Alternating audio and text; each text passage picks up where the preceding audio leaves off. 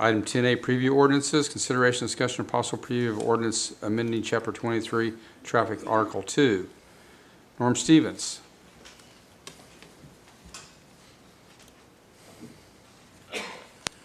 Good evening, Mayor and council members. Norm Stevens, Economic Development Coordinator for the city. What I'm coming before you with is a change in the ordinance, or a new ordinance for the neighborhood electric vehicles. And the purpose of this is to be driven in the downtown Rose District residential overlay. I want to draw council's memory back to March 15th, 2016.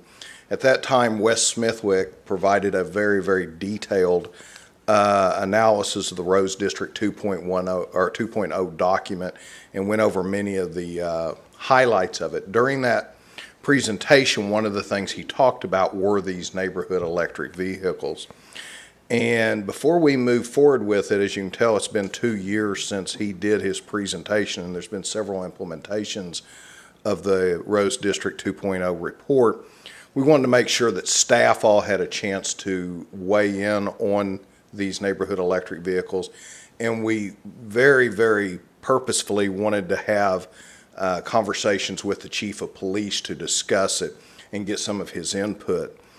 3 things I want to draw to your attention on these vehicles. One, they shall never operate on any public road within the city where the speed limit exceeds 35 miles per hour. They shall not operate on or cross major arterials such as Kenosha Street, Elm Place, 9th Street, or Houston.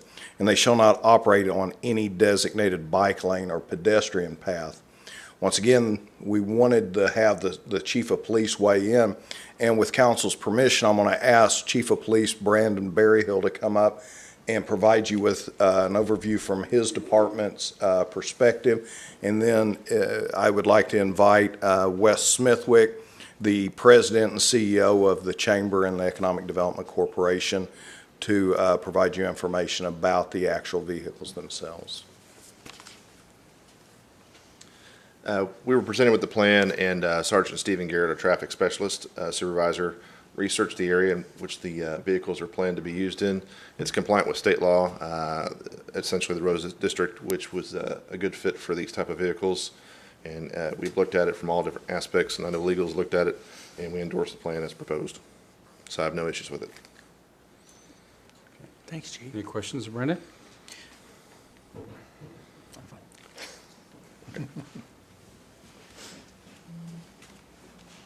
I'll just start by saying I've been admonished to be quick. Always. What we're trying to accomplish here, the reason we've recommended this, is trying to just keep enhancing the unique sense of place the Rose District is. And this would add, as we're seeing now, the housing starting to boom here. There's tremendous demand for housing. There'd be 2 types of people who would drive these, potentially. People who live down here like me, they should probably be walking, but, be able to commute around the Rose District. We also think some businesses would do that too, to move around the area. But this is simply just to provide a new amenity, a green amenity, only within the area of the Rose District residential overlay zone. I think we had some out there this afternoon, and most everybody behind the podium got to see them.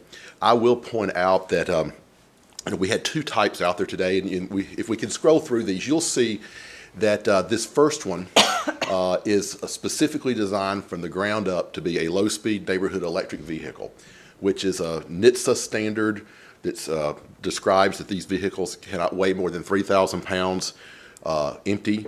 They have to have headlights, turn lamps, turn signals, mirrors, seat belts. They have to go at least 20 miles per hour but cannot exceed 25 miles per hour, and they cannot operate on a road with a speed limit greater than 35. So there's a very tight box these things have to fit in. That one is one that was built from the ground up. That was here today. If we could see the next one. That's a similar, different brand, but more of a utility. So that's something like maybe the Parks Department might choose to utilize, or somebody downtown hauling stuff around. That one is a golf cart chassis, but you'll see it has seat belts added. It has a windshield wiper. It has turn signals and headlights. And so as long as the engine had been worked right, where it would go at least 20 miles per hour, it would be legal.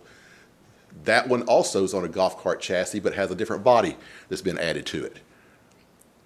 And then there's another one that looks more like, that looks like the one very similar that we had out here this afternoon that's been made street legal. Yet there's another one that's been used, that's actually down in, it looks like Mexico, as a Google security vehicle. So there's just all different types of uses for these. There's one that is a 6-passenger. We had a 4-passenger here today. That's a 6-passenger from that same company. So really, we're just trying to build on the unique sense of place of the Rose District. I would point out that these things have to be titled, they have to have a license plate, and they have to have insurance, just like a regular car. So it's, by the federal government standards, it's the same thing as a regular car, except its use is highly regulated geographically.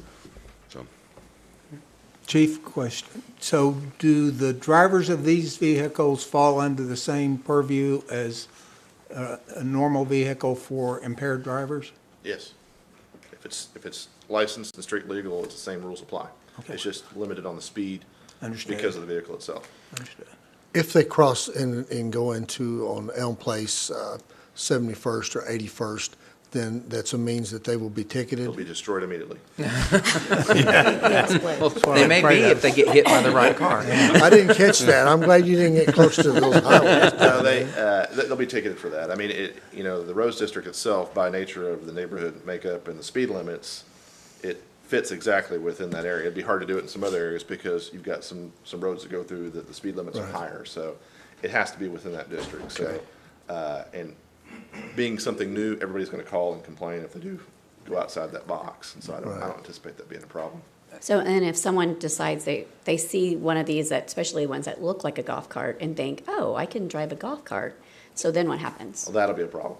I mean, that'll be a separate ticket all in and of itself. If people think they can take their golf carts and start driving on the roads, years ago, we had a guy on a mower, used to drive into town because he had a DUI, but I mean, initially, we probably are gonna have some issues, people driving their golf carts thinking they can, so that's a public Just education education. issue. Yeah, public education is. And on Main Street itself, which is, people, I know the speed limit is reduced, but people don't drive like it is. Will there be education to encourage those who come down Main that there are other people on that particular stretch of road? Well, part of the campaign will be to give the rules of the road, but I mean, this might actually lower the speeds on Main Street because of these vehicles being out there. Well, I just didn't know if there'd be some of your fellow officers encouraging people to slow down on Main. his name is Officer Chambers. Yes. Yes, we would have somebody out there. I mean, Okay. what we'd do is probably do the public campaign, and normally what we would do is we would write some warnings first, give it about a week or 2 weeks, and then come back in with tickets. I mean, compliance is what we're after, not really Right. writing tickets if we don't have to. Right. And I would say if passed, my team will work very closely with the police department and Krista on how we educate people, and including it's not just a plain golf cart, it's beyond that, but it would require education of the public. Any more questions? Thank you. My only comment to this would be, it certainly would add to the uniqueness of the Rose District.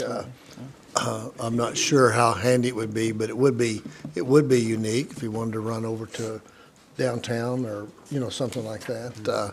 So it would set the Rose District apart from the rest of the state and the rest of the area. So I'm in favor of it. Well, and in line with that, I'd make a motion to preview the ordinance and set it for adoption. Sweet. Second. Second? Motion second, any discussion? louder. Roll call, please. Wimpy, Yes. Parks, Yes. Lester, Yes. Udi, Yes. And Thurman. quicker. Yes.